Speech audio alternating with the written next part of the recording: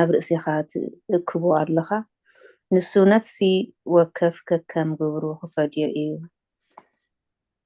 ስብሓት እግዚአብሔር ይመስገን ፍርድና ይጸብቀልና አሜን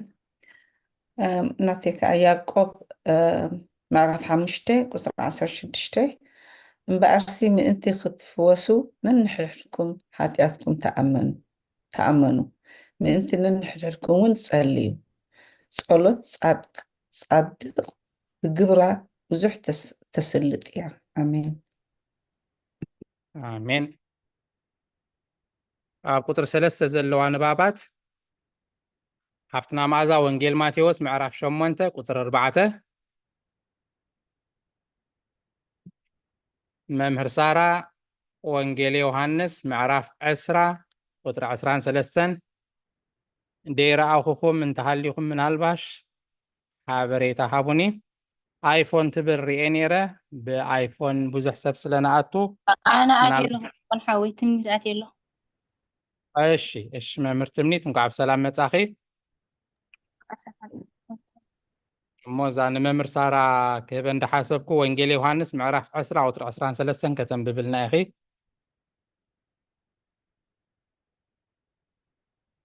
ወንጌል ዮሐንስ ምዕራፍ 10 ቁጥሪ 13 እሺ ንሕማም ነፍሲ ዘሕዊ ፈውሲ ዘለዎ ሓኪም እዩ እሞ ንኻህን ትእዛዙን ተግሳጹን ኣይንሰቀቕ ንሕማም ነፍሲ ዘሕዊ ፈውሲ ዘለዎ ሓኪም እዩ እሞ ንኻህን ትእዛዙን ተግሳጹን ኣይንሰቀቕ يقول هوينا بايدة هو ናብ ሓፍትና መዓዛ ማቴዎስ 4 እሺ ኢየሱስ ድማ ንሓደ እኳ ከይትነግር ተጠንቀቕ ኪድ ደኣ ርእስኻ ንካህን ኣርኢ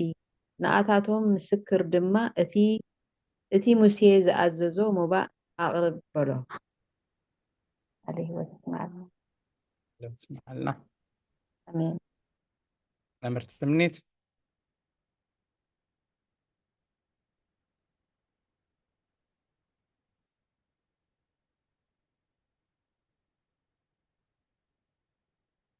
ኣለኹ ደ መምህር ትምኒት هو بوي سوري ميت يرى خزارة هي قريتها وانجيل يوحنس معرف إسراء أطرع إسران سلستن حادياتهم نزحادكم لهم يحدقوا لهم نزحاسكم لهم كأي يتحازل لهم يبلهم علي وتسمع لنا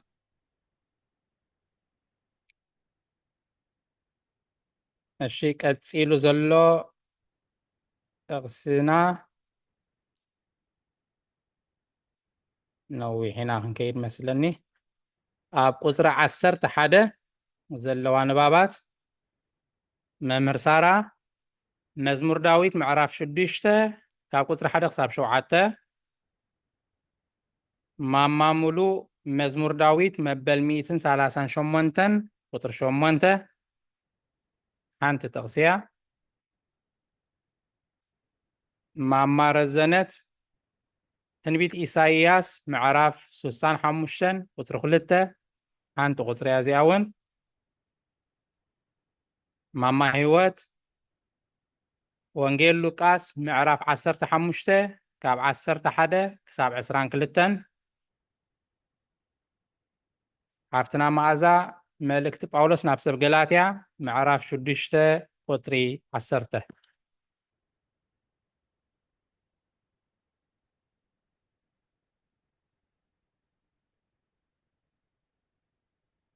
እሺ ንባብ ቁጥር 4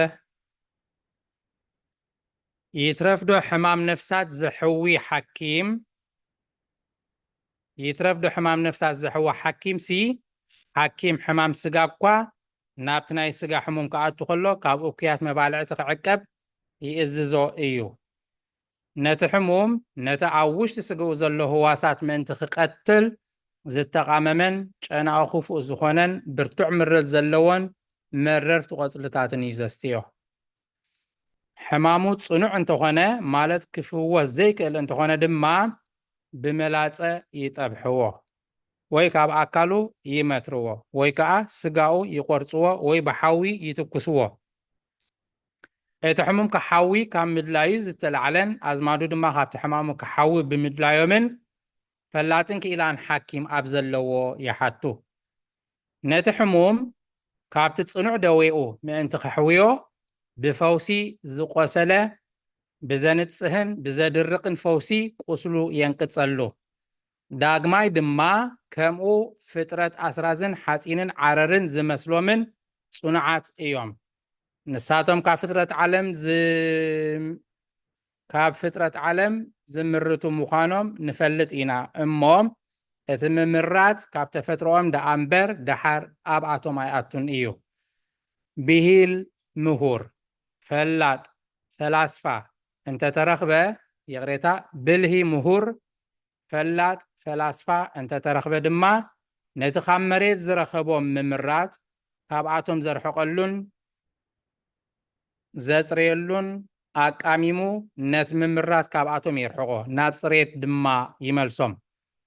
نتي أبعتهم زعاتو رسحاتي يلقسو كم ورقم برورن كا يقبرهم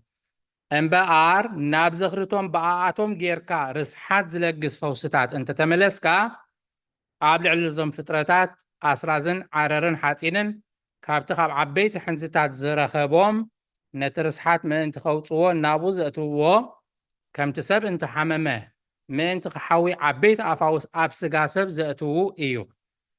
نزنت رأى تردئنا كاب إيدتي ننفسنا نمنفسنا نسقانان زرادا محاري فوس نقبل يا أخوان تخيل نتعدمينا كي تفتسم خلو أعداو نابانا زرقي حزت وعنا زلو نسمعيو قلتيفنا أب قدميو جزار اسنا نوارد كم زخا نبل أو قويتا أب قدميخا بدلنا نابانا تأمت نفترتكا آيتك دفنا كمين احنا قبر أعداوكا إينا بدحر موت زذكركا أم مقابركا بآخا تسفاز قبر من علو النابلنا ناب نسحا نكادادم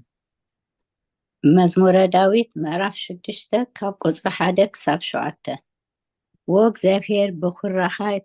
ايتقنحني بحرقوت كاد ما ايتقطعني ووق زافير محميني ايمو محرني ووق زافير صمتي تشبيرا اينمو اعطيني نفسي ون ازيا تشبيرا نسخاس ووق زافير كسامعاس ووق زافير تملس ننفسي عنا قفا من تم مهرتك عدحنني أموت ذكرك البون مو أبسيول من إيو زمسكنكا أنا بهتا سلكي ليتي نمدقسي إرحسو نمن صفيي بنبعاتي يتلقيو علهو عيني بحازن تبلاشوت بسري كلاتهم تتعررتي تعرق على آمين آمين آمين مزمور داويت ምዕራፍ 138 ቁጥሪ 8 እግዚአብሔር ክፍጽመለይ እዩ ጎይታዬ ጸጋኻ ንዘላለም ይነብር ንተግባር ኣእዳውካ ኣይትሕደጎም ኣሜን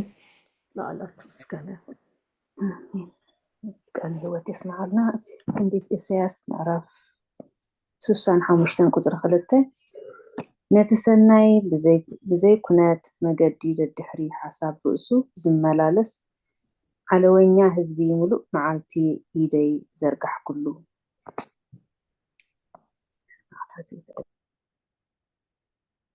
كأينا في كان لوكاس معرف 15 قصر 11 كلتن بزعبا طفو ودي أثار استا بلد ما نحاد سبعي كلتا دكي نبرو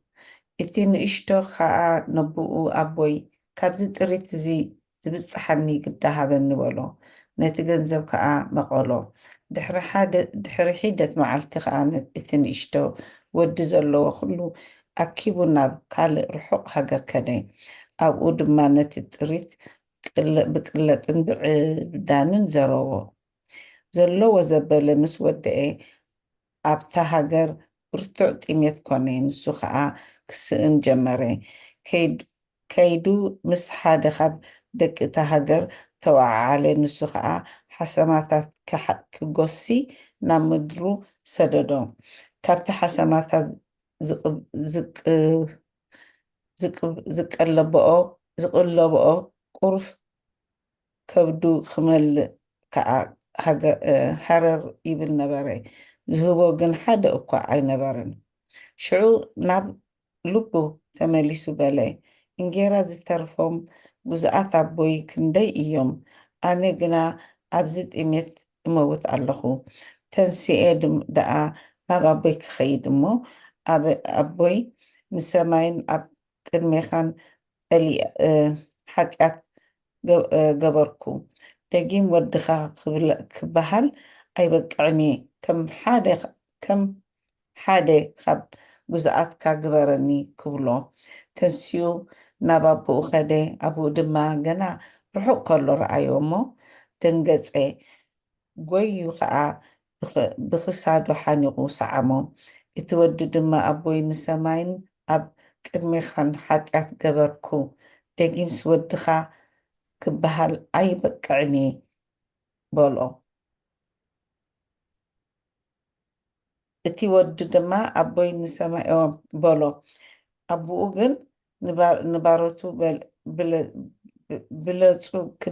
ብሉፅ ክዳን ኣምፂኢኹም ክደንዎ ቃለቤት ኣብ ኣፃብዑ ኣስኣኑ ኣብ ኣእጋሩን ኣእትውሉ በላይ ማለት እዩ 22 እንዲ ሓቀይ عليه وتسمع لنا ኦኬ ታንክ ዩ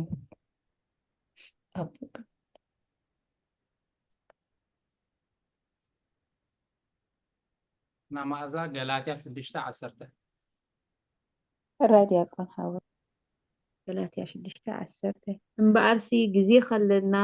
ንኩሉ ሰብ ምናዳ ግና ነቶም ኣመንቲ ስድራ ቤት ሰናይ ንግበር عليه وتسمع لنا ኣብ ቁጥሪ 12 ዘላ ንባብ መምህር ትምኒት ወንጌል ማቴዎስ ምዕራፍ 25 ካብ ቁጥሪ 1 ክሳብ 13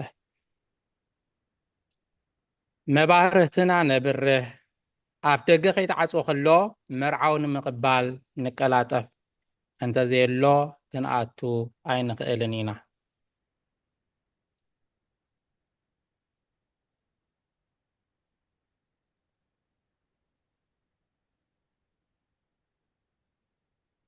መምህር ትምኒት ወንጌል ማቴዎስ 25 ካብ 1 ክሳብ 13 ሚት ኮይን ክለኸ መስለኒ እሺ سوري ወንጌል ማቴዎስ ምዕራፍ 25 ካብ 1 ክሳብ 13 يقري ሽዑ መንግስተ ሰማያት ቀንዴለን ሒዘን መርዓዊ ክቕበላ ዝወፃ 10 ደናግል ትመስል ካባታተን ከዓ እተን 5 ዓያሹ እተን 5 ከዓ ልባማት እየን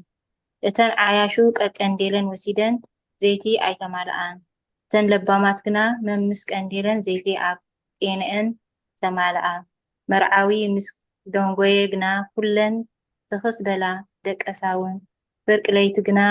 ጨራሕ ምራሕ ኮነ እንሆ መርዓዊ ክቅበላ ውፃ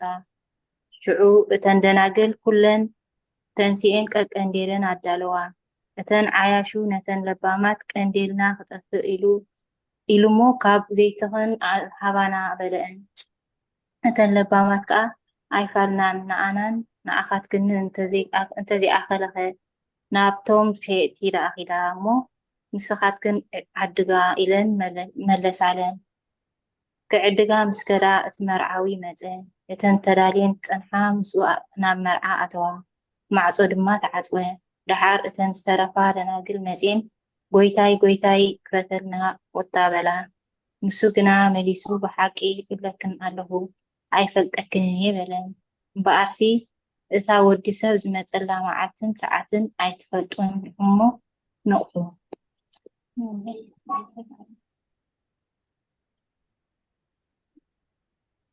عليه وتسمع لنا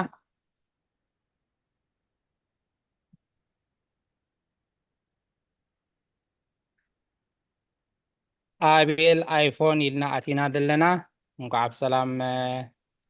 ኣተና ጌጋ ክለለይ ሰናይቲ ክመስለኒ ደይኮን ኣቤል اوكي كنتنا عابيل ايفون إدنا أتينا دلنا مقعب سلام أعطانا الشي أب قطر 13 زلا نباب ممهر سارة وانجيل ماركوس معراف 13 كاب 32 كساب 37 وانجيل ماركوس معراف 13 كاب 32 كساب 37 سراغ خيمت دكسنا خلونا دما خيرخبنا نتنقق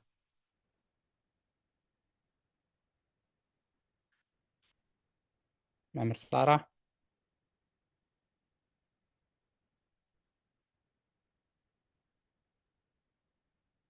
الرايد يكون 13 كاب 22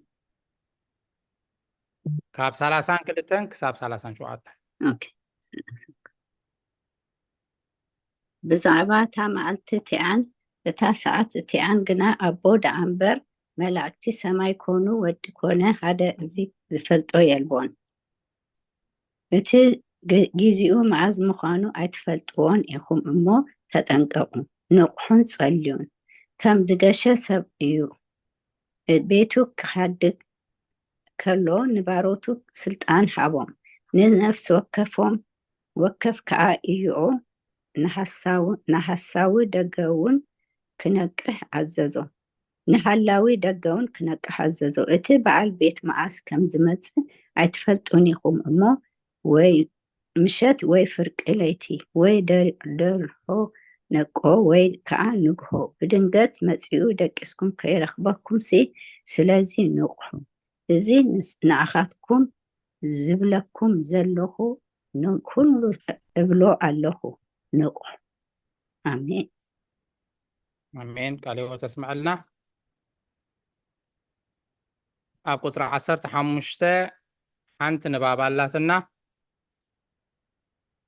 ድሒር ናዳኣተና ኣቤል ኣይፎን ትብል ዕድል ክህበካ ወይ ክህበኪ እንድሕር ነፃ ኮንካ ድምፂ ግበረለይ كما وعلك ديكون بالرية كما لهم كلهم صدر بيت مدينة ألم وعب سلام تراخبنا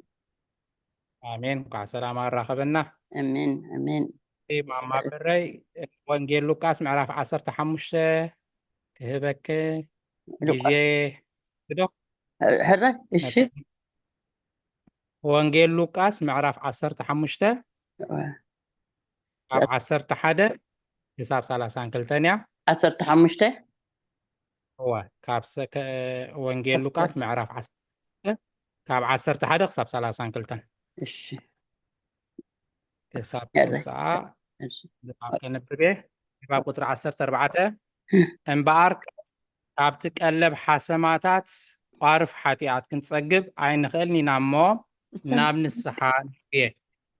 ناملاخنا دما اب قدم سماين اب قدميخان بدلنا دقيقه كنبهال ايغبئنا نيو كم حدا خباروتكا غبرنا نبلو نسخا اي حادغنان اي چكنلنا نيو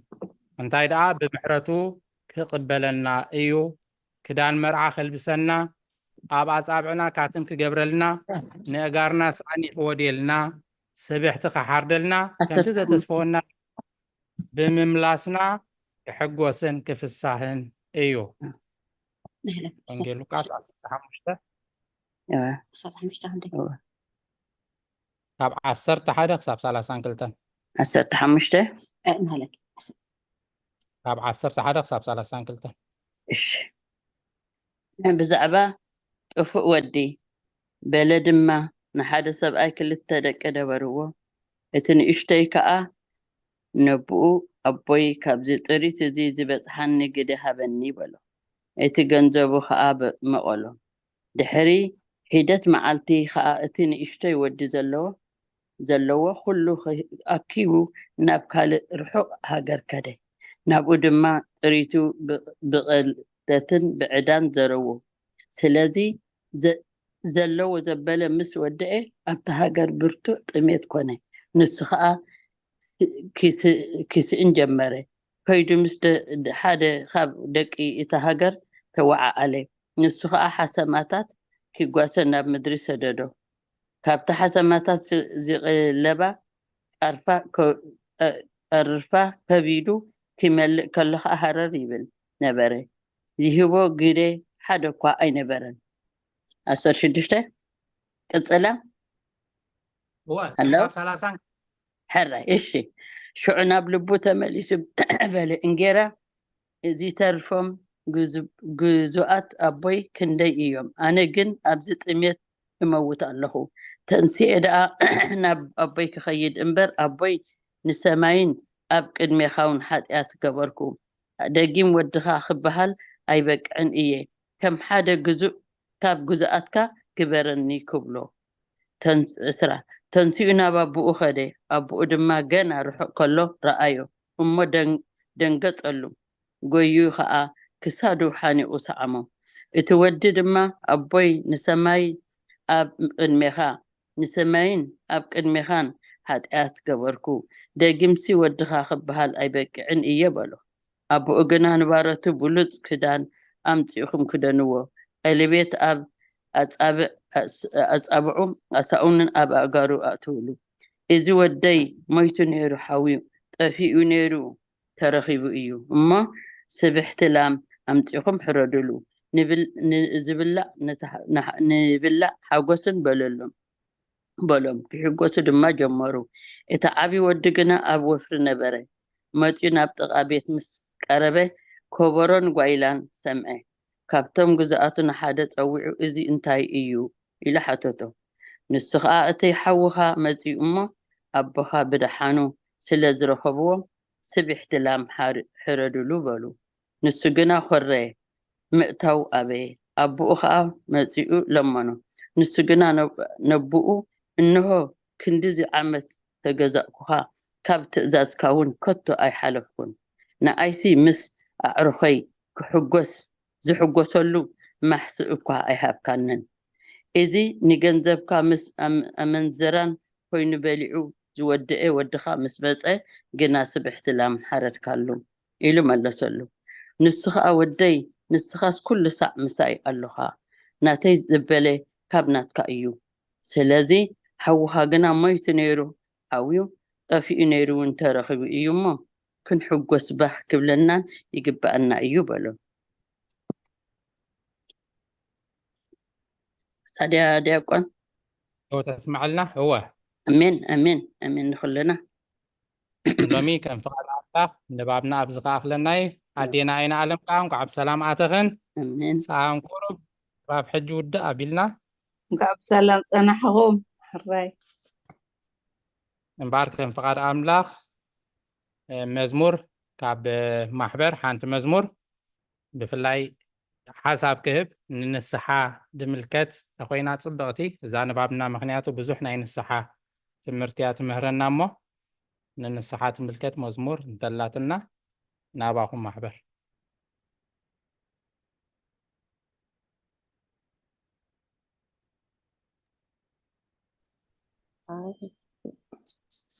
يقولي مدلا ويتدالوخون ግን ክፍትና ምዛና ኢኮኖሚ ትምህርቲ ትኸይድ አላህ ፍትና እሺ እግዚአብሔር ይብራሃልኪ አሜን ከያትብል አቦይ ነጥየት መሪት ትብል መዝሙር ፍትና እግዚአብሔር ይሐግዘን አሜን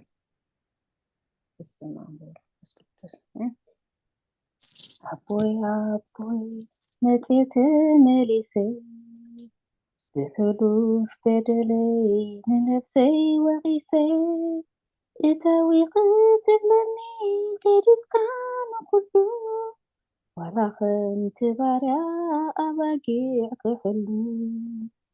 أبوي نتيت مليسي بحلوف بدلي من نفسي وغيسي إتاوي قتلني كذب كان كله ولا خنت بارع بقيع كله كبتي ما مكزاي زواتها واني نتلاقي سناي نحما قاميني حسب كنزو كوني اتبر غرطا ሎሚ ፈሊጠ ዓይነይ ምስ ተኸፍታ ኣቦይ ኣቦይ መፄት መሊሰ ብሕሉፍ ተደለይ ንነፍሰይ ወቂሰ እተዊኸ ትብለኒ ገዲፍካ ንኩሉ ዋላ ከምቲ ባርያ መባጊዕ ክሕሉ እቲ ዝሃብካኒ ፍቅሪኻ ብፀጋ ኣቅሪበዮ ኣነ ናብ ዋጋ ዕዳጋ ይሓስቦ ይነብር ንሕሉፈይ ዘኪረ ተጊበይ ሓድርን ንሰምካ ዘሚረ ኣቦይ ኣቦይ መፄት መሊሰ ብሕሉፍ በደለይ ንነፍሰይ ወቂሰ እተዊኸ ትብለኒ ገዲፍካ ንኩሉ ዋላ ከምቲ ባርያ ኣባጊዕ ክሕሉ መልክዐይ የለን ከምቲ ዝፈልጠኒ ታሪገ ሸምሂለ ዕዳይ በፂሕኒ መዕቆኸይ ፈቲሐ ኮፒተ ብበደል መሓረኒ ኣቦይ ፍርድኻ ክቕበል ኣቦይ ኣቦይ መፄት መሊሰ ብሕሉፍ በደለይ ንነፍሰይ ወቂሰ እተዊኸ ትብለኒ ገዲፍካ ንኩሉ ዋላ ከምቲ ባርያ ኣባጊዕ ክሕሉ የብለይ እሞ ካልእ መፀግዒ ፀገመይ በዚሑ ተወኹ ሰማዒ ኣቦይ ፍቐደለይ ካብቲ ተረፋሮት ከርሰይ ክሕንግል ዓድለኒ ሂወት ኣቦይ ኣቦይ መፄት መሊሰ ብሕሉፍ በደለይ ንነፍሰይ ወቂሰ እተዊኸ ትብለኒ ገዲፍካ ንኩሉ ዋላ ከምቲ ባርያ ኣባጊዕ ክሕሉ ተመስገን ፀጋዊ የብለይ እሞ ካልእ መፀግዒ ፀገመይ በዚሑ ተወኹ ሰማዒ ኣቦይ ፍቐደለይ ካብቲ ተረፋሮት ከርሰይ ክሕንግል ዓድለኒ ሂወት ኣቦይ ኣቦይ መፄት መሊሰ ብሕሉፍ በደለይ ንነፍሰይ ወቂሰ እተዊኸ ትብለኒ ገዲፍካ ንኩሉ ዋላ ከምቲ ባርያ ኣባጊዕ ክሕሉ ወዲእ ኣለኹ ስለ ቃላቱ እግዚአብሔር ይመስገን አሜን ብጣዕሚ ደስ ትብል ሓንቲ መዝሙር ትኽክል ምሃሮ ፀናሕና ናይ ንስሓን ናይ ተጠፍኡ ወደን ብትኽክል ተገልፃ መዝሙር ኢኺ ተስምዐና ፀኒሕኪ ዝማሬ ካብቲ የስምዐኪ ዝማሬ መጥቃዕቲ የስምዐልና ንኩላህና ራይ እምበር ማሕበር ምስ ግዜና ክንከይድ 7:23 ኮይና ኣላ ናይዛ መዝሙር እሽማማሙር ሉቃስ ምዕራፍ 15 ቁፅሪ 21 እቲ ወዲ ድማ ኣቦይ ንሰማይን ኣብ ቅድሚኻ ሓጢኣት ገበርኩ ደጊምስ ወድኻ ክበሃል ኣይበቅዕኒ በሎ ኣቦኡ ግን ንባሮቱ ብሉፅ ክዳን ኣምፅሉ ክደንዎ ቀብለበት እውን ኣፃብዑ ኣሳእኑን ኣብ ኣጋሩን ኣተው እዚ ወደይ ሞይቱ ነይሩ ሓወ ጠፊኡ ነይሩ ተረኺቡ እሞ ስብሕቲ ላም ኣምፅኢኹም ረዱ ንብላዕ ንስተ ንተሓጎስ በሎም ክሕጎሱ ድማ ጀመሩ ዘንበብናይ ኣይና ዓንተ ወክን ንሳ ትገልፃ ኢለ ስለ ቃላት ክብር ኣሜን ንስኻ በቃ ተመሊሱ ይሓቕፎና ተኣምላኽ ምስ ሓጢኣትና ምስ ኩሉ እግዚኣብሔር ይመስገን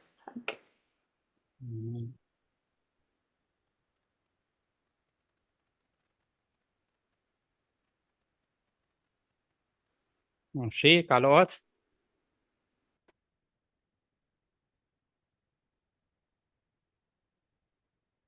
እታ መዝሙር እንታይ ነይራ ኣቦይ ኣቦይ መጽኤ ተመሊሰ ብሕሉፍ በደለይ ንነፍሰይ ወቒሰ እተው ክትብለኒ ገዲፍካ ንኹሉ ወላ ከምቲ ባርያ ኣባጊዕ ክሕሉ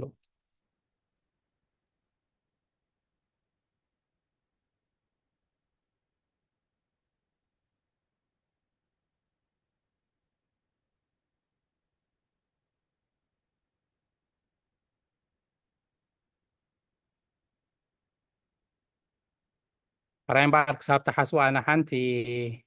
ነገር ክብል ኣብዛ መዝሙር ተተዓይሱ እንዲ ተመሊሱ እግዚኣብሔር ንዓና እንድተዓስ ልቢ ሃበና ክምለስ ከሎ እንታይ ኢሉ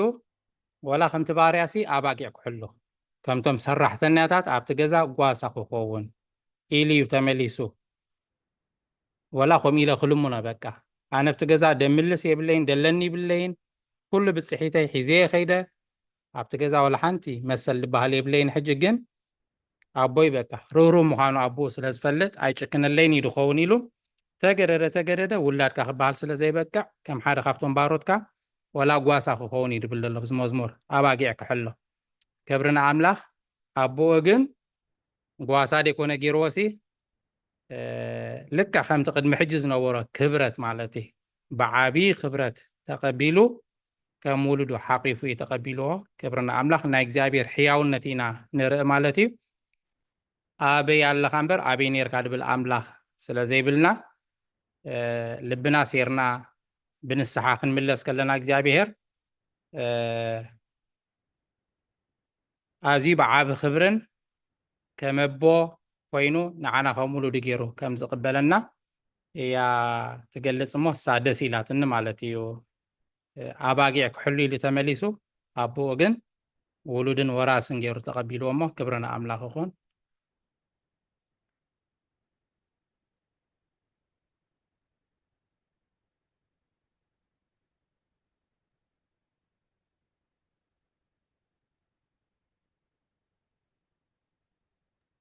ዲያቆን ሓንቲ ንኽብል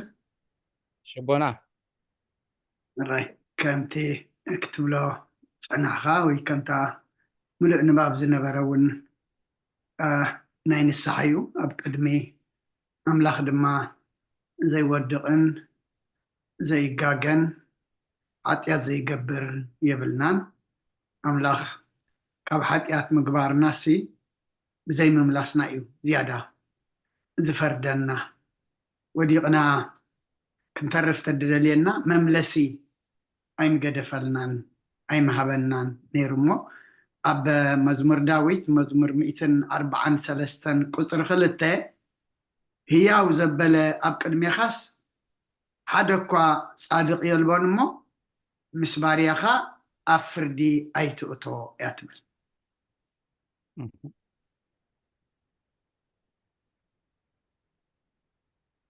على هوت يسمعنا بتعمد السبل እግዚአብሔር ከም ደይጸባጸበና ኣብ ቅድሚ ወላ ሓደ ጻድቅ ከም ዘየለ ተጻባጻበ ኣምላኽ ከም ዘይኮነ ያሞ ብጣዕሚ ቃልዮ ተስምዐልና ብመልአከ ሰላም أنا وين حنت لاتني دياقون حوي هوتي ስማማዮ أوكي رزنت هفتنا thank you so much بالتعميم مستات مرتنا تخيد خي مزمور أسمعي خنا أملاخ يباركي أنا خال تايبل لعب مزمور داويد 103 10 سلستن مساعة تبل بينا تسمعتني مبراق كاب معراب كم زرحق كمو نأبسانا خابانا أرحقو كمتي ولادي نولدو زرهرهلهم كمو إزقابهر مزفروحو يرحرحلومين موتي ناي ولادي خمي كم زرحر زبل زحج خنم زبلنا إزقابهر كأخوم ونعنا خم زرهرهلنا كم ز علينا نيلي إخستاجريه عليه وتسمع لنا ماشي حان تعدل كيبينا موداتا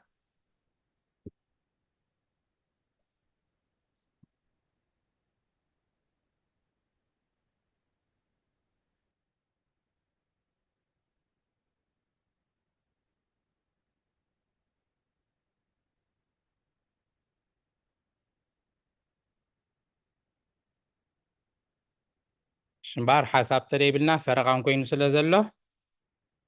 نابتي نايلو مزنبرة نبابنا أسنتنا ناو خنبلينا معراف سالاسان شدشن تاتريفا زنبرة تودينا كام معراف سالاسان شوعاتن دما 15 تقدي أنبيبنا كبرن إكزابير يخون ممس بزوح تقصتاتو أما قابز لومي سنببلنا حساب أستنتنو نوسقو نستنتنو نقرن تلو ونحطو ناباخومي تاقيزان التكمل لا بليس يتقدم منا تقلا عين بالحجي أبقى زانا قينا بو أونلاين سلازلنا تاقيزي وانقدب سلازلاتا ناباخومي خبرات محبل أبو ترقن زي حفا بالليل دابلكم نقروني እሺ ቶም ካልኦት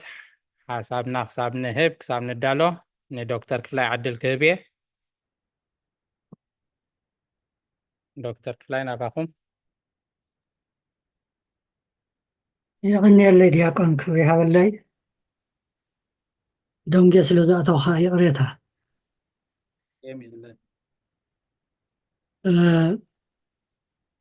بأسر 4 حادم في جمر እሺ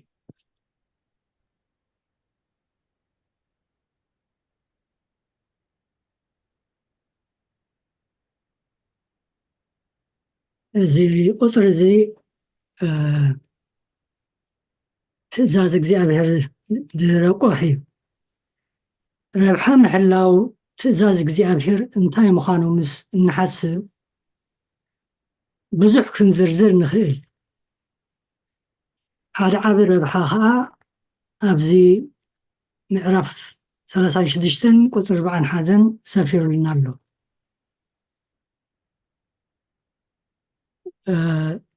ትእዛዛቱ እንተገበርና بمنقد እውን እንተኸድና ንሱን እቲ መሓሪ ኣቦኡን መሕወይ ቅዱስ መንፈሱን ናባና ከም ዝመፅእን ኣባና መዕረፊ ከም ዝገብርን ኣተስፊውና ኣሎ ይብለና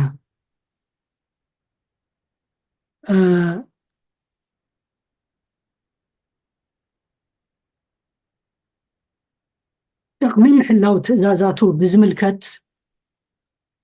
ቅዱስ ዮሐንስ ኣብ ወንጌሉን ኣብ መልእኽቱን ኣስፊሩልና ኣሎ ንምጥቃስ ዝኣክል ኣብ ዮሐንስ ምዕራፍ 14 ቁፅሪ 21 ኢየሱስ ከዓ ዘፍቅረኒ እንተሎ ቃለይ ይሕሉ እዩ ኣቦይ ድማ የፍቅሮ ናብኡ እውን ንመፅእ ኣብኡ ከዓ ማሕደር ክንገብር ኢና ይብል እግዚአብሔር ኣባና ምስ ዝሓድር ንርእሱ ይገርፀልና ሓጎስና ይዓቢ ፍቕሩ ኣባና ይዓዘዝ እሞ ንእግዚአብሔርን ንብፆትናን ከዓ ነፍቅር ጎይታናን መድሓንናን ኢየሱስ ክርስቶስ ከዓ ንስኻትኩም እዚ ዝኣዘዝኩኹም ዘበለ ኩሉ እንተገበርኩም ኣዕሩኸይ ኢኹም ይብለና ጥቕሚ ምትግባር ወይ ምሕላው ትእዛዛቱ ንጹር እንተኾነ እኳ ንሕና ድኹማት ኢና ከምቲ ባህልና ብፍላጥ ይኹን ብዘይፍላጥ ብምስትውዓል ይኹን ብዘይምስትውዓል እንሓጥኦ ነገር ብዙሕ ኣሎ ግን ምስ እንብድል ድኹማት ኢና ብምባል ከንመሳምስ ወይ ብሓጢኣትና ክንቅፅል ወይ ከዓ ተስፋ ክንቆርፅ ወይ ግብሪ ንፅድቂ ከምዘየድሊ ጌርካ ብግጉይ ኣተራርማ ክንምራሕ ዘይኮነስ ከምዚ ኣቐዲሙ ዝተነግረና ብዙሕ ንንስሓ ዘመልክት ኣብ ምዕራፍ 17 ካብ ቁፅሪ 2 ክሳብ ዳርጋ 15 ነዚዩ ዘመልክት ኣብ ምዕራፍ ክንጅምር ኣብ ምዕራፍ 37 ቁፅሪ 2 ከም ዘሎ ጎይታ ካባና ዓብይ ነገር ንክንገብር ዝፅበ ዘይኮነስ ምስ እንእብስ ልብና ከትረርና ብቁልጡፍ ንንስሓ ብምምላስ ሓጢኣትና ክንእመን እዩ ዝምህረና መንፈሳዊ ህይወት ጉዕዞ እዩ ብመንፈስ ንምዕባይ ከዓ ናትና ተወፋይነት ይሓትት ከምቲ ኣብ መልእኽቲ ዮሃንስ ምዕራፍ 1 ቁፅሪ 9 እነንብቦ ሓጢኣትና እንተተናዘዝና ንሓጢኣትና ይቕረ ይብለልና ካብ ኩሉ ዓመፃውን ከንፀሃና እሙንን ጻድቕን እዩ ይቐኒየለይ ስለ ዝተዋሃበኒ ዕድል ክብሪ ሃበለይ ናብኻ ዲያቆን ቃልዮ ተስማዕልና ዶክተር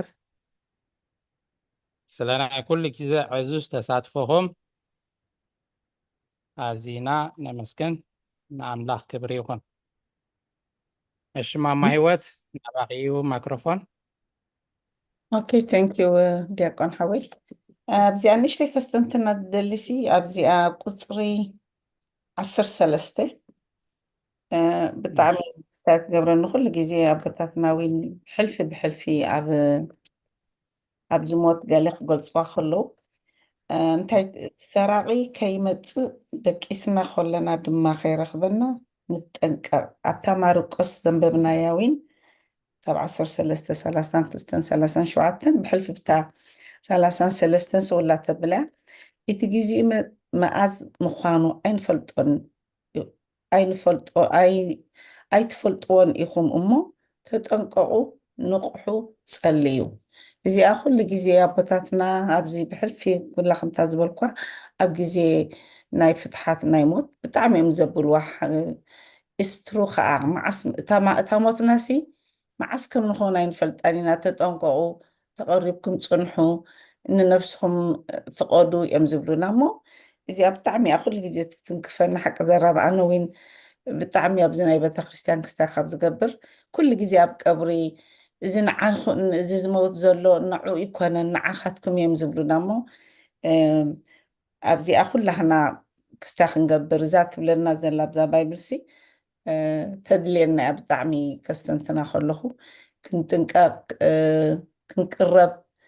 ከምተን 10 ደናግል ውን እቲአን ዘይተቐረባ እቲአን ዝተቐረባ ከዓ ይገልፀልና ኣሎ ሞዚያ እታ ኩላስ ናብ ኣምላኽ ክንቀርብ ቅድሚ ምስሕ ምሕማምና ቅድሚ ኣብ ሆስፒታል ኣቲና ምስተበልና ቅድሚኡ ሲ ናብ ኣምላኽ ክንቀርብ ኢሎም ኩሉ ግዜ ቦታትና ካብ ምህሮ ኣይጎደሉን ንሕና ኢና እዝንና ምስማዕ ሲኢና እምበር ከምቲ ንመሃሮስ ኩሉ ዓለም ናብ እግዚኣብሔር ምቐረበ መስለኒ ብሕልፊ ሕጂ ብዚ ግዜ እዚ ከዓ ብኩሉ ከምዚ ንህለ ኣብ ገዛና ኮፍ ኢልና ንመሃሮ ኣብ ዩቱብ ኣሎ ኩሉ እሞ ከም ሰብ መጠን ግን ንሕና ፍፁም ኣይንሰምዕን ዘለና ኣምላኽ ይሓግዘና እሞ እዚኣ ንስኻትኩም ንምልእ ተቢልኩምለይ ደስ ይብለኒ ቴንክ ዩ ዲያቆኖ ቃልዮ ተስማዕልና ብሩህን ግልፅኒ ምውሳኽ ኣይተድልያና ነብስና ክንሓትት እተዘኻኽር ዓባይ ጥቕስያ ቃልዮ ተስማዕልና ማማ ህይወት እሺ ካልኦት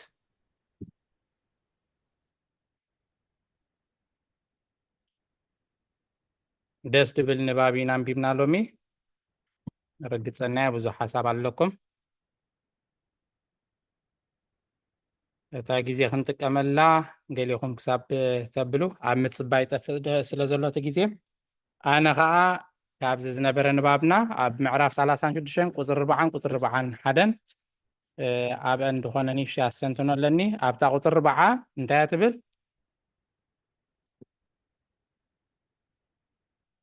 ቅሬታ ምልስ ክብለ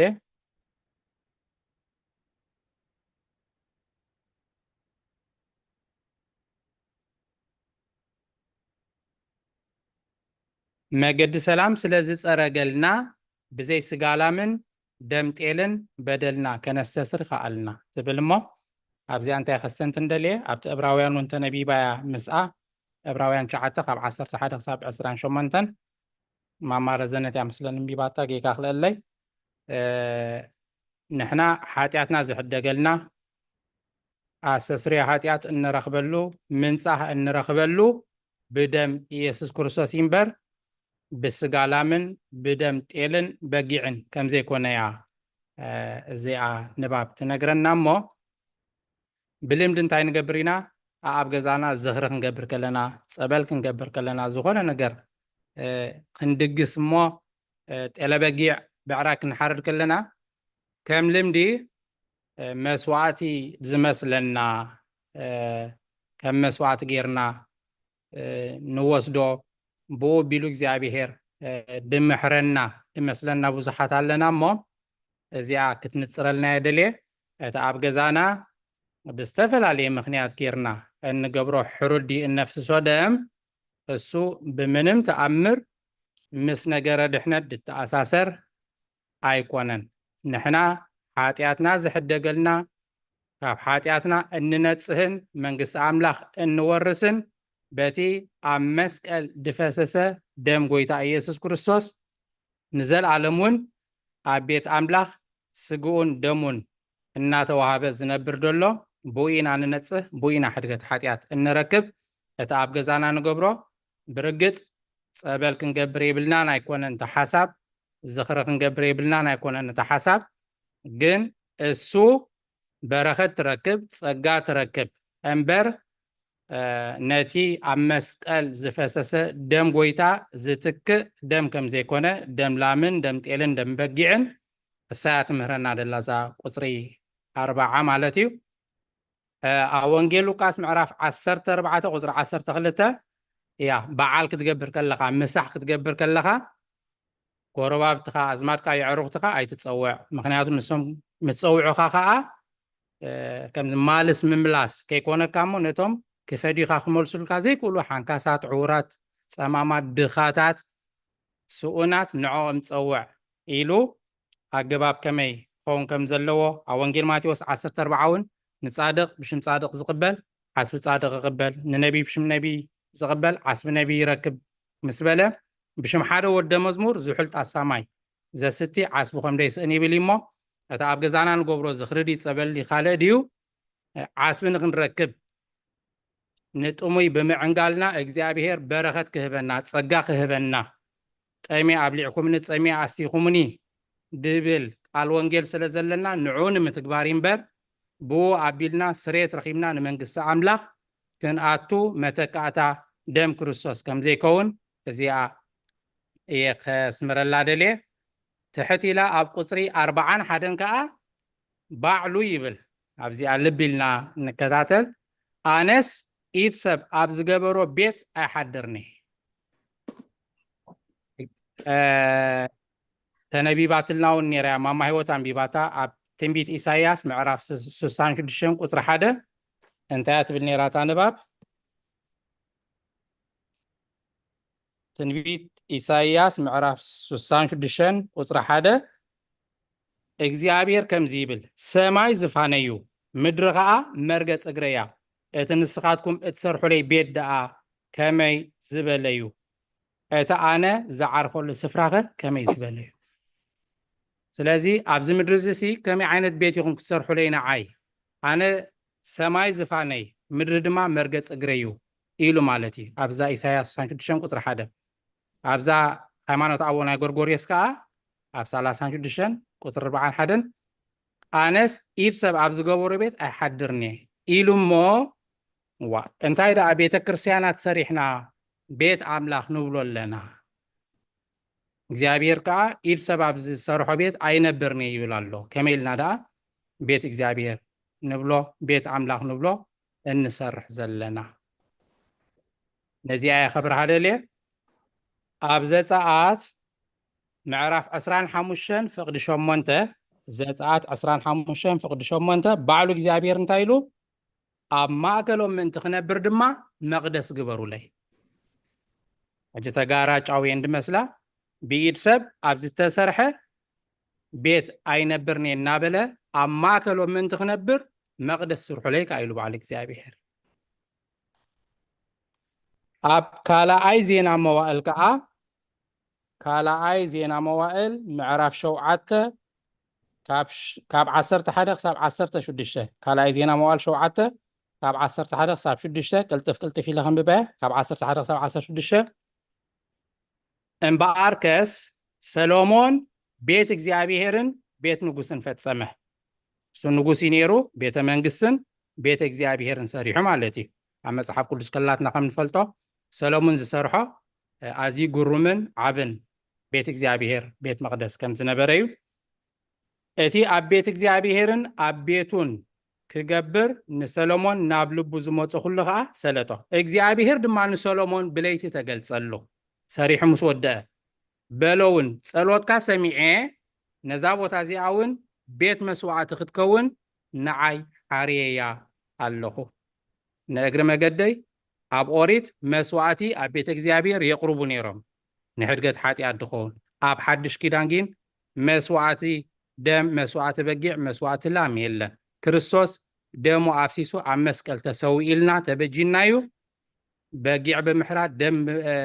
ብዕራይ ብምሕራድ ዝመጽእ ሕድገት ሓጢኣት የለን ንሰማይ ዝናብ ከየውርድ እንተ ዓፀኽዎ ነንበጣውን ንምድሪ ክበልዓ እንተ ኣዘዝክዎ ወይ ኣብ መንጎ ህዝበይ ፌራ እንተሰደድኩ እዚ ብስመይ እተሰመየ ህዝበይ ከዓ ትሕት እንተበለ እንተለመነ ገፀይውን እንተደለየ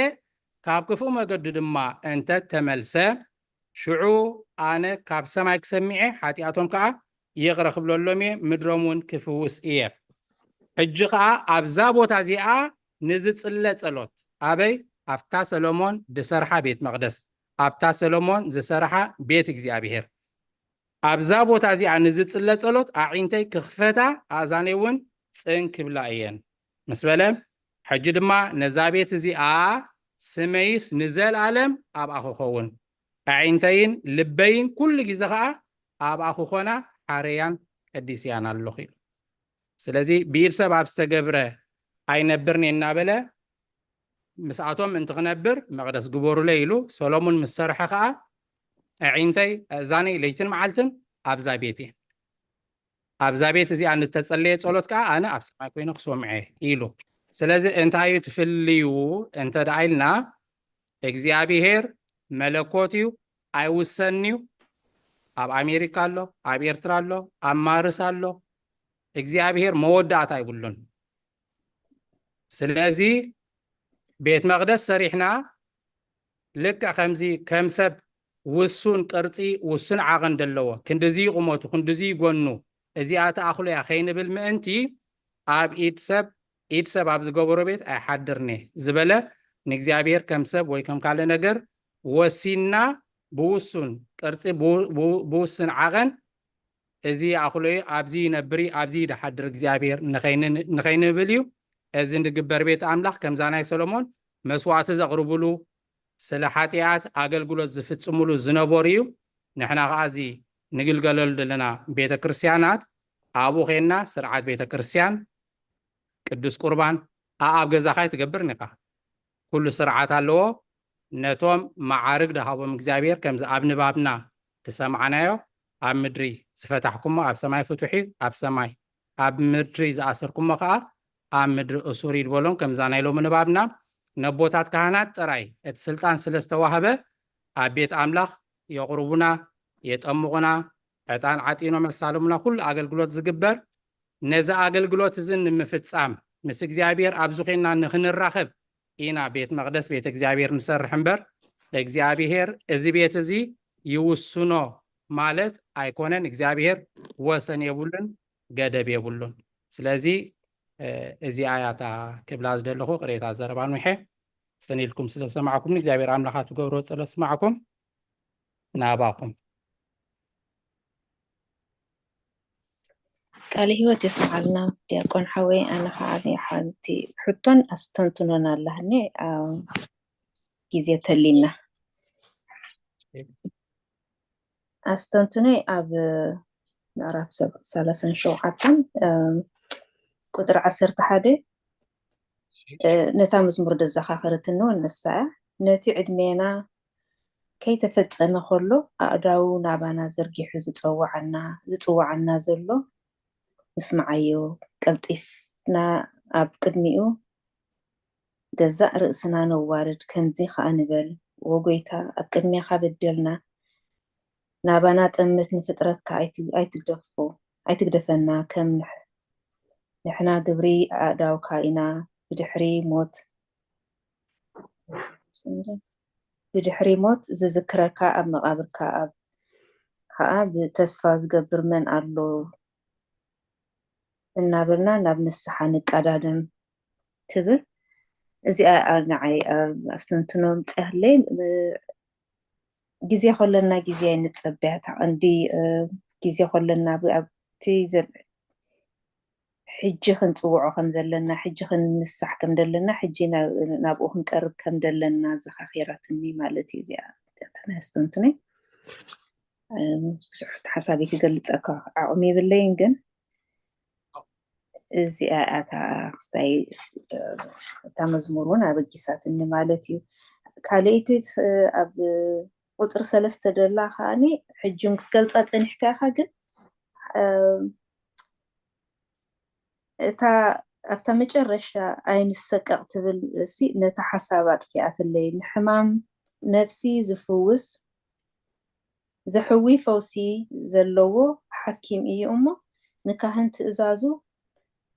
ተግሳፁን ኣይንሰቀቕ ኢላስ ኣብ ምርዳእ ሲኢናት ነታ ናይ መጨረሻ ነቲ ሓሳብ ኣብስታይ ጌራቶ ፍሪሳለይ እሞ ትገልፀልና እሺ ንሕማም ነፍሲ ዘሕዊ ፈውሲ ዘለዎ ሓኪም እዩ እሞ ክፍውስ ክሐዊ ዝኽእል ሓኪም እዩ ድብሎ ኣለና ተኻህን ከምዚ እሞ ንትእዛዙን ንተግሳጹን ኣይንሰቀቕ እሱ ክእዝዘና እሱ ክግስፀና ከሎ ኣይንሰቀቕ እያ ትብል ዘላ እሞ እታ ትግርና እያ ሕጂታ ኣይንሰቀቕ ትብል ዘላ ኣብ ክስታይ ጥፊኣትለይ እታ ኣይንሰቀቕ ማለት ሲ እንታይ ንክብለና ማለት እዩ ሳባ ጥፊኣትለይ እሺ ካባይን ላዕሊ ትግርኛ ዝፈልጡ ኣቦታት ምሳና ስለ ዘለው ኣብ ግእዝ እንታይ ትብል ኣላ ወኢና ስተዓፅብ ትእዛዞ ወተግሳጾ ለካህን እስመ ኣቃቤ ስራይ መፈውሰ ነፍስ ውእቱ ነቲ ትእዛዙ ከቢድ ርኢና ምእዛዝ ከይንኣቢ እያ እታ መልእኽቲ መስለኒ የነታ ከማደ እሺ دحين ممرنا تسيوم كبروه لنا يوم كملوا سلكيوم እሺ عبد متص كان فقط أملاك عبد متص سومن كنملس عينا حجي نقريتها جيزة سلزة أخذت مس 53 كوين الله نعببونان ممرنا نبي ملأك السلام كحلفوكمي مدام تاجيرهم تقولك جوبر لنا مدرخنا ببونا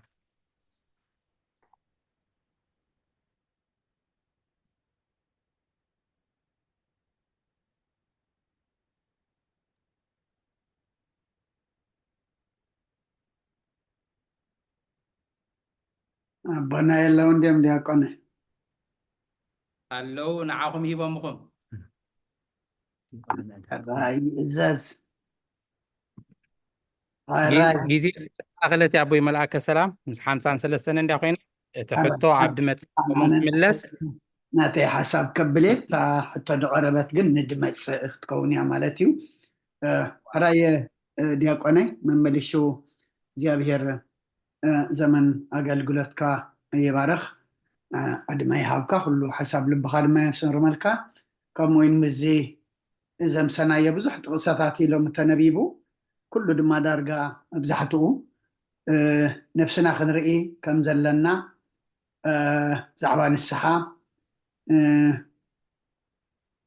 زنبب من باباتنا كان نبب أمسينا تامو زمر دما كله تقلل بلا نعا استنبابات خيد مزموريا حفتنا رزنا الزميرامو زماري ملاختي يسمع لنا توم كلكم دما كتنببو توهبكم تقصتاتكم اون نتا مزمور استنتنخم كابت تمهرنا يدما كم حتى يكون نترداكمو نزقوا بقى كتكافلوا صنحكم كلكم እግዚአብሔር زمن አገልግሎትኩም ይባርክ አነ ኣብ ምዕራፍ 37 قصري 12 أستنتينة مبارهتنا نبره أفدق كي تعصوه كله مرعو نمقبال نقلات أف انت زيلا كنأتو أي نخئلن إنا يا تبل إتا تقسي أبعز تنبت وانجيل ماتيوس معرف أسران حمشتن كاب قطري حده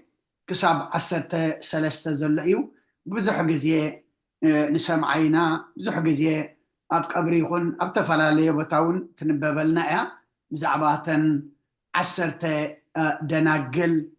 إتن حمشته لبامات إتن حمشته دما عياشو مخانن يقلص النايو كلن بدنقلنا زنبرا نعلم ون ايثد لينانيا نحنا على ما يكونن إلن بمثلايو اوف كورس جن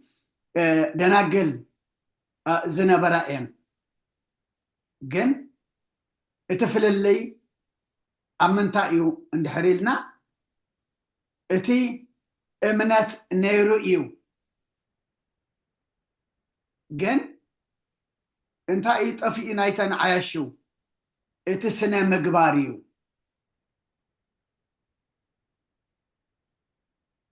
نت مبرهتن نت خمزنا عدنا غاز نبلو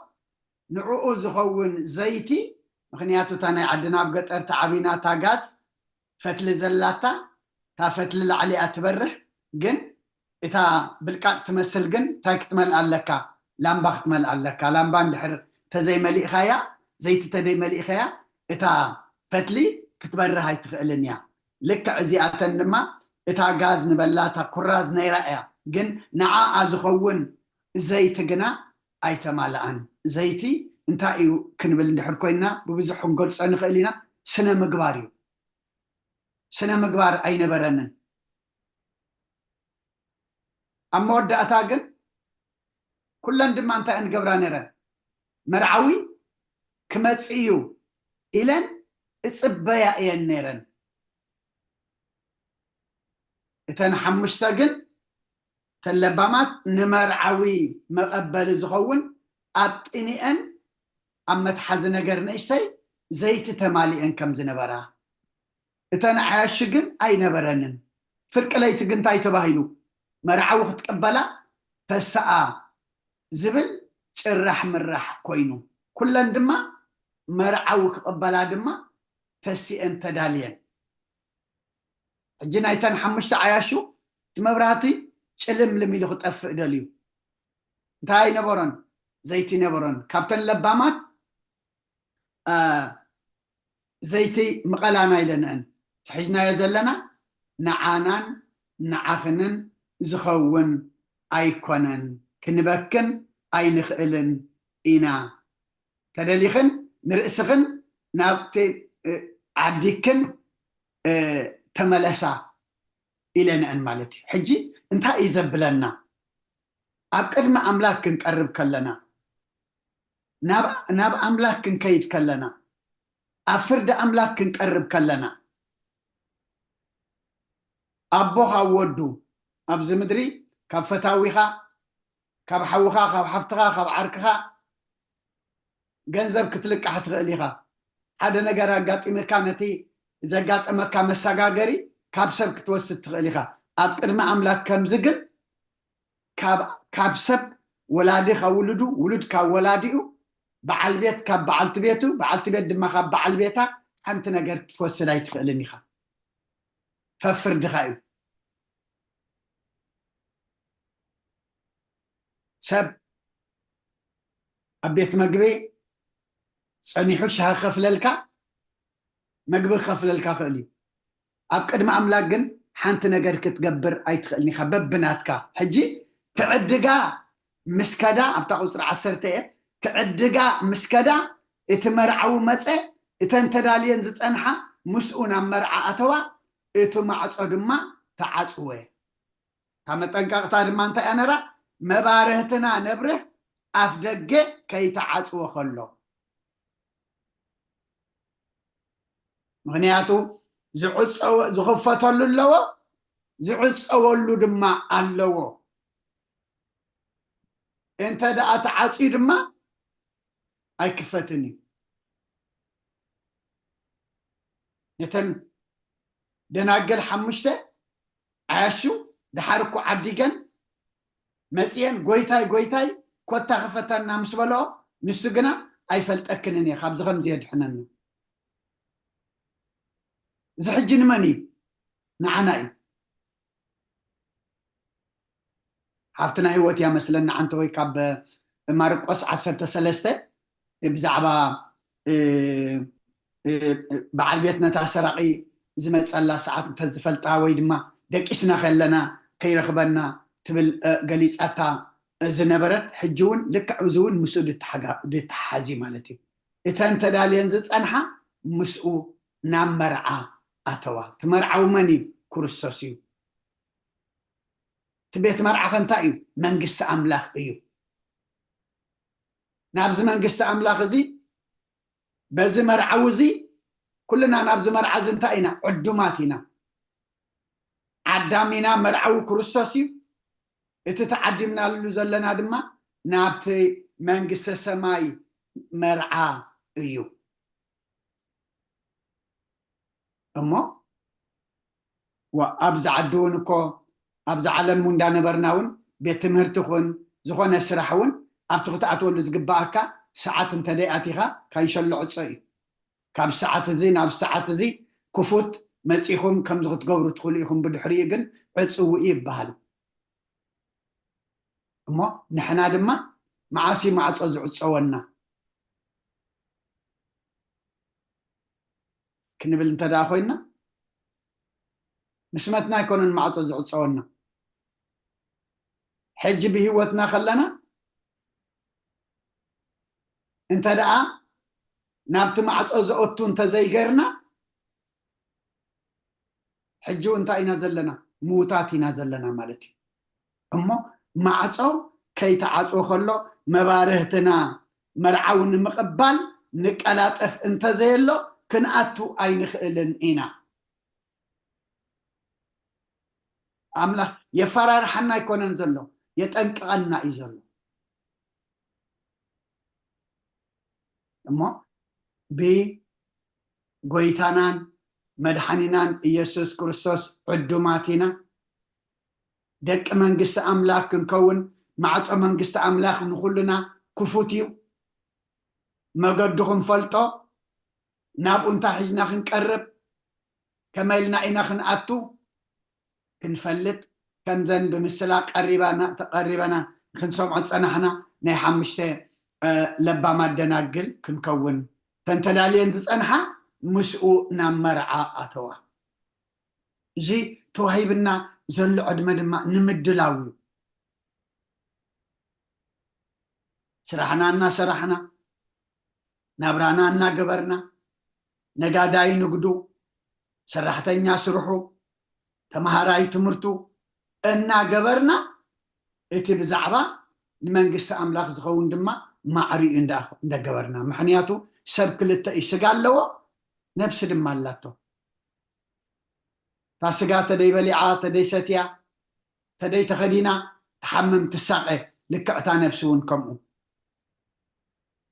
ተዘይፀልያ ብቓል ኣምላኽ ተዘይተመሪሓ ተዘይተነሲሓ ብንስሓ ተሓፂባ ቅዱስ ስጉእን ክቡር ደሙን እንተዘይ በሊዓ እንታይ ትኸውን ተሓምም ሕማም ነፍሲ እንታይ እዩ ሓጢኣት እዩ ድሕሪ ሓጢኣት ድማ እንታይ እዩ ሞት እዩ እሞ እግዚኣብሔር ኣምላኽና እቲ ማዕፆ ርሕዋ ኣሎ እሞ ንሕና ድማ ከምተን 5 ደናግል ማዕፆ ከይተዓፅዎ ከሎ ተዳሊና ክንፀንሕ እሞ መርዓዊ ክመፅእ ከሎ ድማ ምስቲ መርዓዊ ናብቲ መንግስተ ሰማይ ክንኣቱ ተዳሊና ክንፀንሕ እግዚኣብሔር ንኩልና ይሓግዘና ነዚ ሂብና ዘሎ ዕድመ ነዚ ሂብና ዘሎ 1 ዓመት ነዚ ሂብና ዘሎ ዓመት ንሕና ክንልወጠሉ ንሕና ክንሕደሰሉ እግዚኣብሔር ንኩልና ይሓግዘና ስለኩሉ እግዚኣብሔር ምስጋና ይብፅሓዮ እሞ መደብና ብፀሎት ክንዓፁ ሓንሳብ ንፀሎት ኣፍ ንበል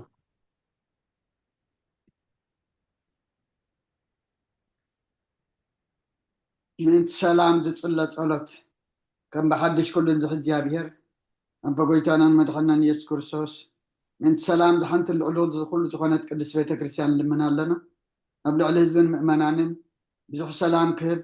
كل سلام سلطان ذلو جابير أملاخنا أيو من سلام صليو سماعت تنبر ربنا سمك يقدس من قصات مساء وأركان تاب سماي كم دمام دريخون علت مقبنا لما هبنا احنا نزودلنا ودلهم كم زحدقنا اللهم ودلنا نعوسانا دقلنا أو كفاد احنا النامبر أفتناي تأتونا من قصن حيلين كبرن نزل عالمنا تكاي ما أمين أوزت يا مريم بناي قدس جبريل ملا سلامتا سلام لك له حدنا خد نقليخي شجاهون نقليخي دي جالي التوات قويتا سراوي سلام لك له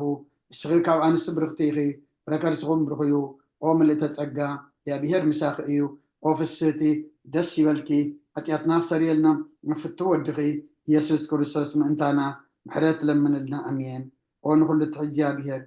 اللي منا كان مالدكانا لنا ونقول سلام سلام هبنا كل كان نغم أوج جبيرة ترينا سجاخو نفسنا جكان نفلت بعد أملاخي بالنان قدسم كان نسمن نسوعنا لنا أبسما يزل نسخة سلام كعبل نفس كلنا حدر أبزع على من زون برنامج سلام حلو نقول لما راح تنسى سلطان قدسم كان سلام حبهم أبزريانا نزول مكاين تايزاب كأم خرهاب أم تاونا نمسانا نزول قراوتنا بقول سلام حلوهم بودعم بون عنوات كنبرن بقول سنة يملكوا دمان أغاني جابير بمفرح بحياة ونكن ركبن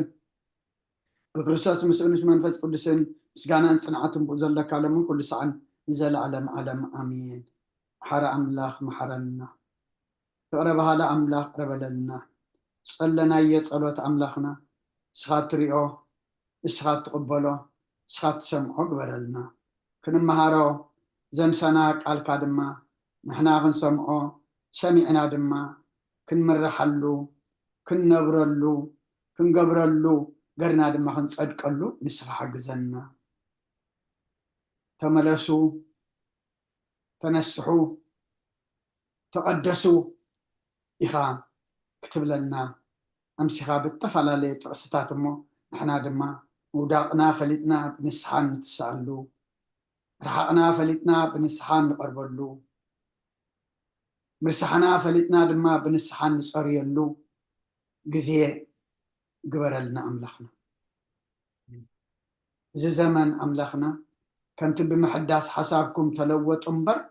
نزع عالم زئا أي تمسلوا زبالكانا بمحداس حسابنا تلوتنا سماويان كنمثل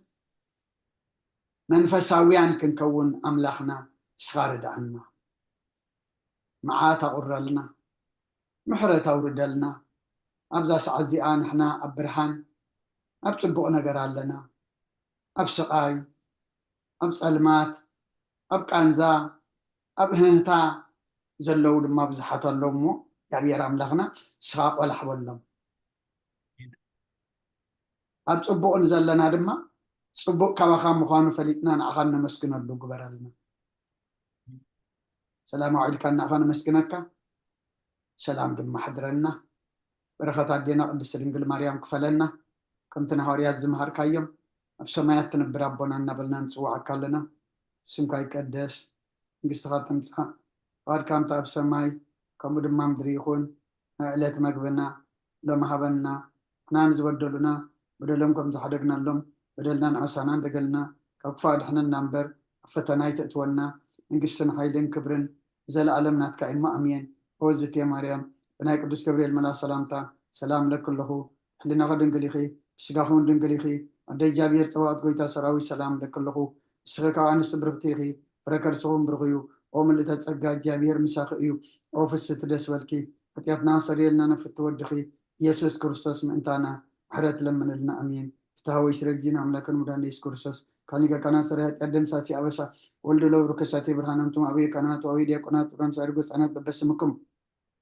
كنا فتانا ونتحانا يرسيان اسكلوان سمعت جيو مهارن كريستوس مل عصر تفلته جيو مهارن كريستوس جيو مهارن كريستوس جيو مهارن كريستوس جيو مهارن كريستوس جيو مهارن كريستوس جيو مهارن كريستوس جيو مهارن كريستوس جيو مهارن كريستوس جيو مهارن كريستوس جيو مهارن كريستوس جيو مهارن كريستوس جيو مهارن كريستوس كمون بنت اجزيتنا مريم مهارن كريستوس مل عصر تفلته بنت اجزيتنا مريم كريستوس بنت اجزيتنا مريم كريستوس بنت اجزيتنا مريم مهارن كريستوس بأنت أجزئتنا مريم هرنكشس بأنت أجزئتنا مريم هرنكشس بأنت أجزئتنا مريم هرنكشس بأنت أجزئتنا مريم هرنكشس بأنت أجزئتنا مريم هرنكشس بأنت أجزئتنا مريم هرنكشس بأنت أجزئتنا مريم هرنكشس بأنت أجزئتنا مريم هرنكشس بأنت أجزئتنا مريم مهارنا كريستوس ጸጋ ጎይታና ኢየሱስ ክርስቶስን ፍቅሪ እግዚአብሔር አቦን ሕብረት መንፈስ ቅዱስን ኣብ ልዕለይን ኣብ ልዕሊ ኩልኹምን ኣብ ልዕሊ ኣብዚ ዘለናዮ ቦታን ዕፅፍን ድርብን ኮይኑ ይውረድ ክብርን ምስጋናን ኣምላኽ ይኹን ንኩልኩም ድማ ዘመን ኣገልግሎትኩም ይባርኽ ህይወትኩም ይሓሉ ግዜኩም ይባርኽ ብርኩል ትግበረልና አሜን ስለዝነበረና ናይ ትምህርቲ ናይ ንባብ ናይ ጸሎት ጊዜ ንእግዚአብሔር ኣምላኽና ክብርን ምስጋናን ንዑ ይኹን ብሩኽ ለይቲ እግዚአብሔር ምስ ኩልና ይኹን አሜን ቴንክ ዩ ዲያቆን ሃውና አምላኽ ይባርካ ጽቡቕ ተማሂርና ቴንክ ዩ ኣቦታት ኩልኩም ንሓን ሕደሩ አሜን ቃለ ህይወት የስማዓልና ብሩኽ ለይቲ أمين بروح ليتي على هوت نخلهم بتاعتنا አሜን ቃለ ህይወት ይስማዓልና ዲያቆን ሓወይ ኣቦታትና ኩሎም ንሓን ሕደሩ እግዚአብሔር መመለሲ ምግባፅ የብዝሓልካ ዲያቆን ሓወይ ኩሉ ዘመንካ እግዚአብሔር ባዕሉ ይሕለፈካ አሜን ማራይ ብሩኽ ለይቲ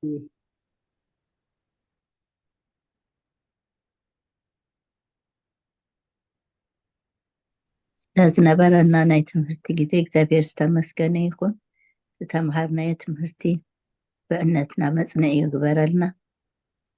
ብሩኽ ለይቲ ቃለ ህይወት ይስማዓልና አሜን ኩልና